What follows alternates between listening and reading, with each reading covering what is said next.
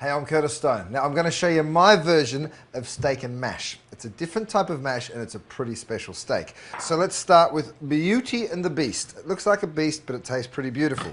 What you need to do is just roll it over and cut the top off and the bottom off. Now, if you have a look at this before I hack it all up, basically this is the root of the celery. That's why it's called a celery root. So if you look at this stuff, this is celery. Now, we typically grow the celery root with a specific variety of celery, so we don't actually use the top so much.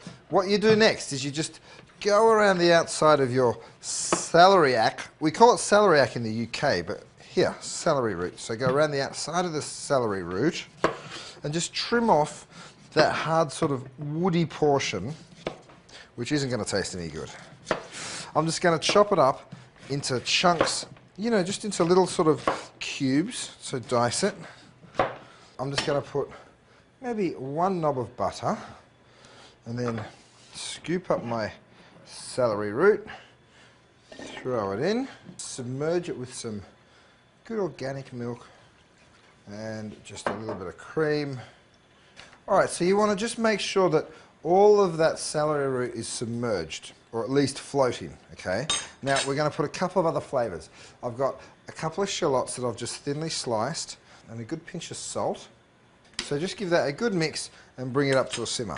Now for the fun part, steak. I am a carnivore and I love good quality beef. This is a beautiful filet, so tender. Here's how you do it. Firstly, what we're going to do is take some of these black peppercorns, all right, and I'm going to throw a few of them into my bump and grind, and I'm just going to crunch them up. Once you've crushed them up, and you want to get them to the point where it's looking kind of like that, all right? This is an important step. What I'm going to do next is grab myself a little strainer and a bowl.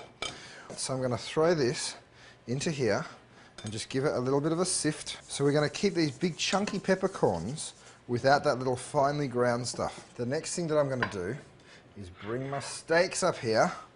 Look at those beautiful fillets. So I'm going to put the steaks right up the back there on my plate, take my pepper and just gently sprinkle it nice and evenly.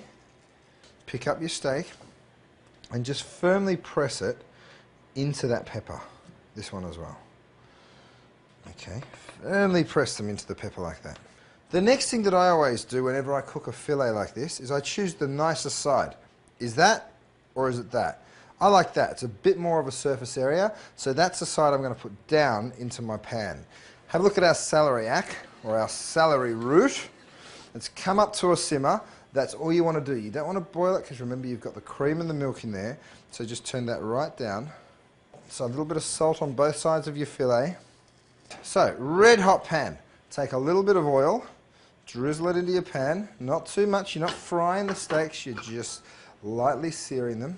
So pick up your steaks and we're just going to place them service side down into your pan and give it a little push. Just a gentle one.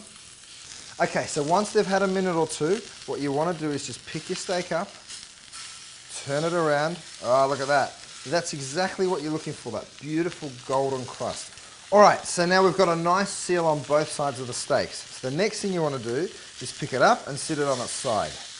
Because the filet is such a big, high steak, you've still got to seal off all this meat so we don't lose all the juice while it's cooking. All right, so you give it about 30 seconds, 45 seconds for the side, then give it a flip. Okay, so once you've made that third turn, pick up your whole pan. Now it goes into the oven, 400 degrees, just for a couple of minutes to get it to perfect medium rare. Let's have a look.